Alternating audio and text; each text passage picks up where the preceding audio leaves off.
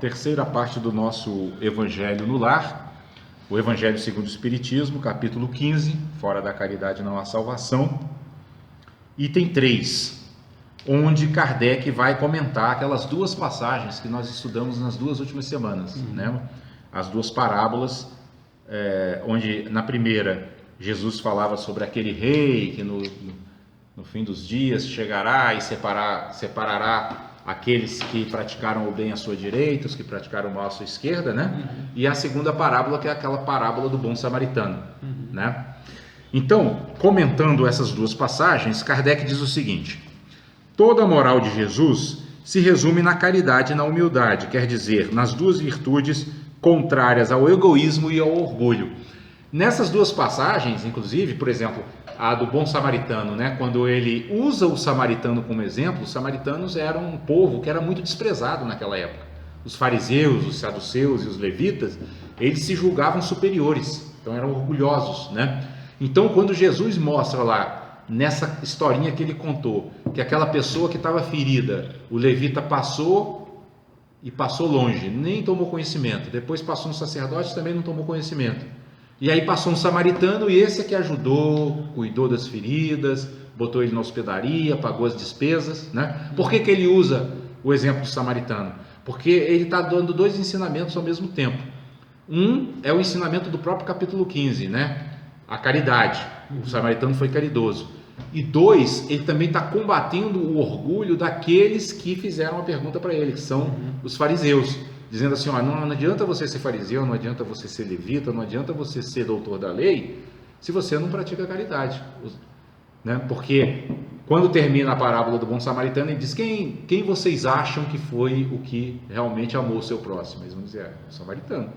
Né? Então ele deu já de propósito esse exemplo, né, do samaritano, para combater essa chaga espiritual que Kardec considera uma das mais graves que a gente tem, que é o orgulho, né? E aí Kardec segue comentando, dizendo assim: em todos os seus ensinamentos, os ensinamentos de Jesus, ele mostra essas virtudes como sendo o caminho da felicidade eterna, ou seja, a caridade e a humildade. Bem-aventurados, disse ele, os pobres de espírito, quer dizer, os humildes, porque deles é o reino dos céus. Bem-aventurados os que têm puro coração. Bem-aventurados os que são brandos e pacíficos. Bem-aventurados os que são misericordiosos. Amai o vosso próximo como a vós mesmos. Fazei aos outros o que quereríeis que vos fizessem. Amai os vossos inimigos. Perdoai as ofensas, se quiserdes ser perdoados. Fazei o bem sem ostentação. Julgai a vós mesmos antes de julgar os outros. Percebem que toda essa lista de afirmações que Kardec transcreve aqui, que são afirmações de Jesus, elas estão resumidas numa única palavra: caridade. Tudo isso aqui é ser caridoso. A pessoa que é caridosa significa que ela apresenta todas essas qualidades e esse modo de ação no mundo, né? Para fazer a conexão com a segunda parte do nosso evangelho, nós podemos dizer que é isso aqui que o Lama chamou ali no estudo da roda da vida de Mandala, de estar na Mandala. É ter essa atitude caridosa perante os outros e perante a vida, né?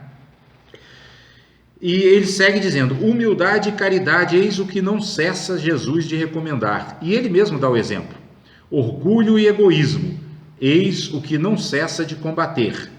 Mas faz mais do que recomendar a caridade, coloca-a claramente em termos explícitos como a condição absoluta da felicidade futura. Porque a frase de Jesus é: fora da caridade não há salvação. Então sem isso não há salvação. E lendo esse parágrafo, fica muito claro por que fora da caridade não há salvação, porque a caridade, ela condensa em si todas essas qualidades que foram afirmadas aqui no parágrafo, né? Mais de 10, né? Talvez, afirmações de Jesus, que estão todas resumidas na caridade. Então a caridade é como se fosse aquela palavra que condensa todas as qualidades que alguém precisa ter para avançar no caminho espiritual, né? E ela, ao mesmo tempo, é o antídoto ao egoísmo, né? Porque o egoísmo é a preocupação autocentrada consigo mesmo. A caridade já é a preocupação com o outro. E a humildade é o antídoto para o orgulho, né? Porque o orgulho é se supor sempre melhor ou superior aos outros. E a humildade, ela percebe que somos todos irmãos em humanidade, né? Todos iguais.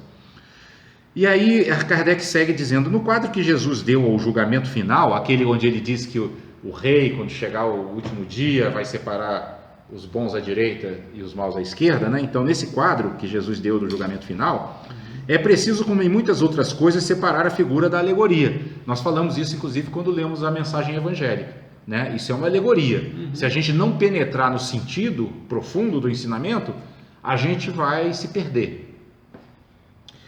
A homens como aqueles a quem falava, ainda incapazes de compreenderem as coisas puramente espirituais, devia Jesus apresentar imagens materiais, surpreendentes e capazes de impressionar. Então, por isso que ele criou dessa forma a história.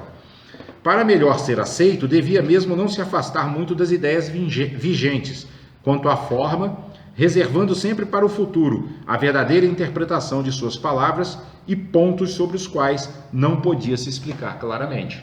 Inclusive é o que o Espiritismo, como terceira revelação, se propõe, né? Ele se propõe justamente explicar todas essas passagens que foram contadas por Jesus de modo simbólico, de uma maneira clara. Esse é o papel do Espiritismo, né? Traduzir tudo para a nossa linguagem contemporânea, de modo que fique muito claro para nós o que realmente Jesus quis dizer com essas passagens. Mas ao lado dessa parte acessória e figurada do quadro, há uma ideia dominante, a da felicidade que espera o justo e a da infelicidade reservada ao mal. Quando nós comentamos na semana retrasada essa passagem, né, nós dissemos que quando Jesus dizia que o rei lá no último dia, no juízo final, vai colocar à sua direita os que fizeram, ele dizia, os que vestiram os pobres, os que alimentaram os pobres, etc, etc, e do lado esquerdo, aqueles que não alimentaram os pobres, que não vestiram os pobres, etc, etc, o que ele está mostrando? Justamente a justiça divina, o karma, a lei de ação e reação. Quem fez o bem é que ficou à direita, quem fez o mal é que ficou à esquerda.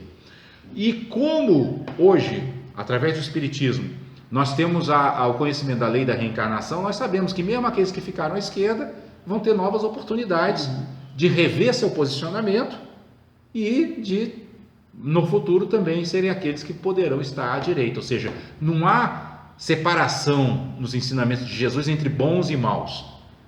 A separação é entre os que praticaram o bem e os que praticaram o mal.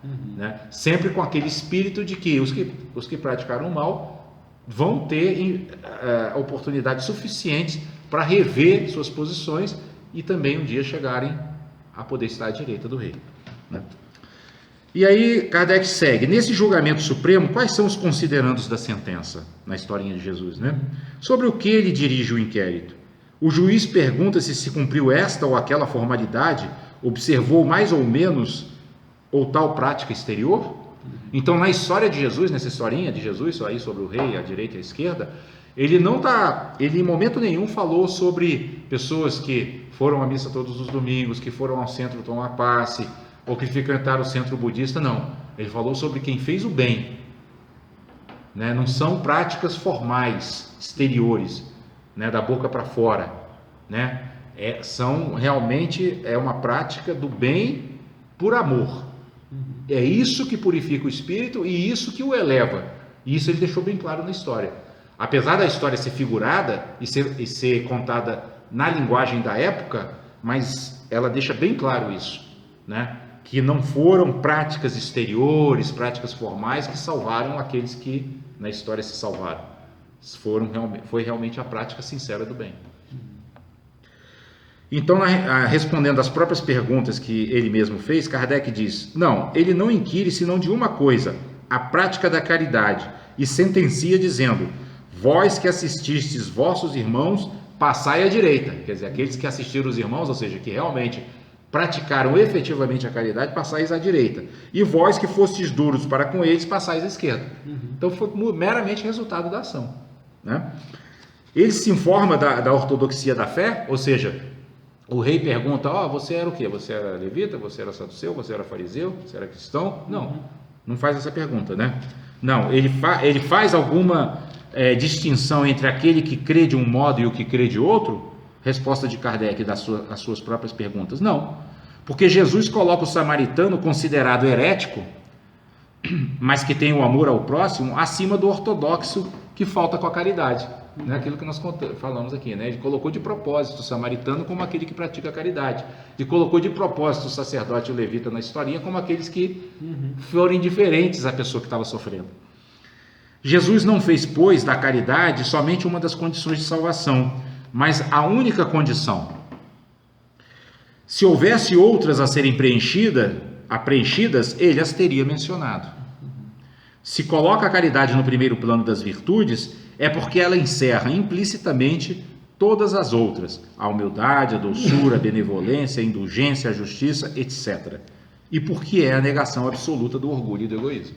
Então, aqui ele fecha justamente, resumindo tudo aquilo que ele disse antes. A caridade condensa todas as qualidades, né? Essas qualidades que são consideradas as qualidades necessárias para a gente avançar espiritualmente, e ao mesmo tempo é o melhor antídoto, o antídoto efetivo, eficaz para os dois vícios que são, segundo o próprio Kardec e os espíritos codificadores, os vícios que nos mantêm presos à roda do sofrimento nas reencarnações, incontáveis reencarnações, né? Que é o orgulho e o egoísmo.